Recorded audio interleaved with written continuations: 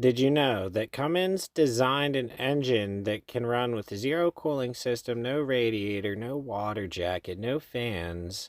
They used ceramic coatings, zirconia on the pistons and liners to keep all the heat inside the cylinder. It ran on internal temperatures that would melt steel. Glowing red hot, the oil would turn to coke instantly, so they had to look into solid lubricants and air bearings. It achieved thermal efficiency numbers of 50% plus. This shouldn't be possible. It was a heat engine that refused to reject heat. The Cummins